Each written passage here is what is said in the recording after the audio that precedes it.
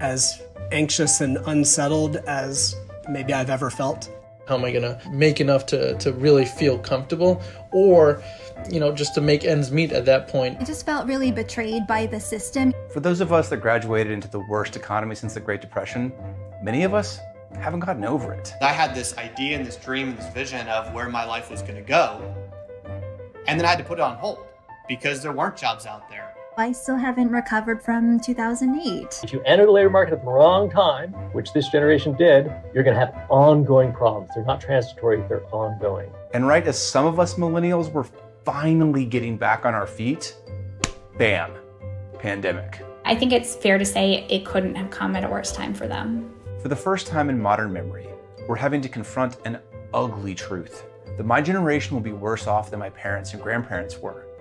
Not because of anything we did or didn't do, but simply because we were born in the wrong years. What our parents told us what our adult life should be, it just didn't work out. Hi, welcome to another Mr. Vin TV video.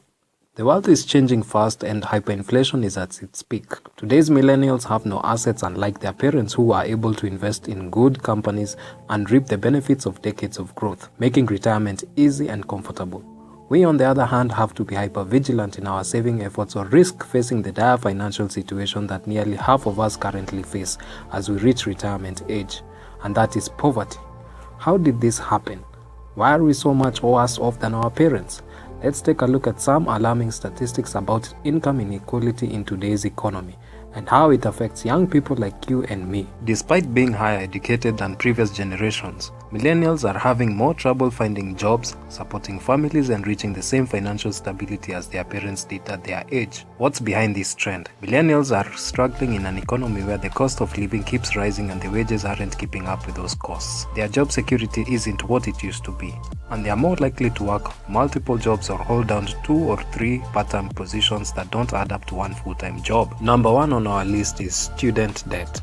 One of the main reasons millennials are poorer than their parents is student debt.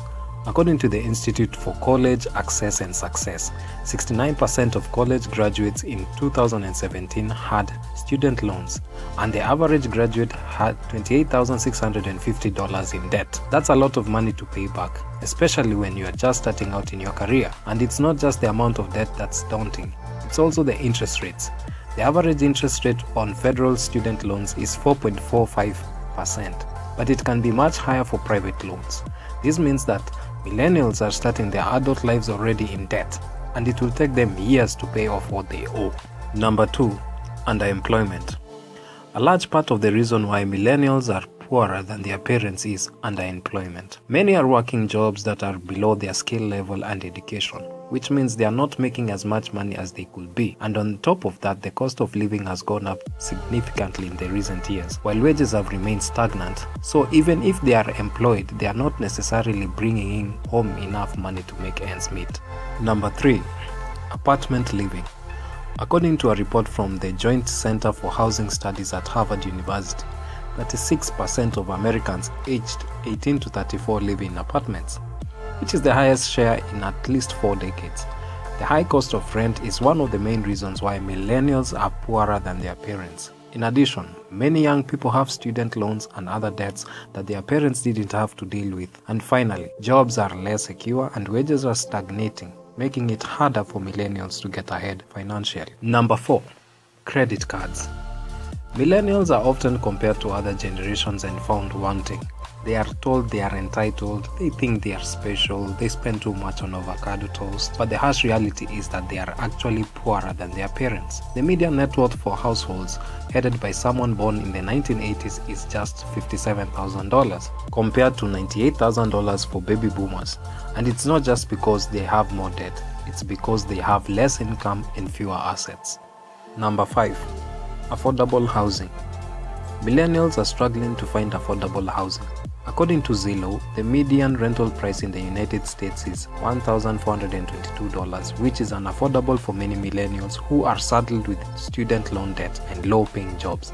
In addition, home ownership rates are at historic lows, meaning that fewer millennials are able to buy homes. The combination of high rents and low home ownership rates is why many millennials are poorer than their parents. And that's it for today's video. It's a worrying trend to see today's economy working against future generations. Many students who are working hard to find meaningful employment ending up starting their adult lives in debt. Leave a comment on the comment section of this video and what you think about this whole situation, and I will gladly join in on the discussion. Don't forget to subscribe to Mr. Vane TV. See you on the next video. Have a good one.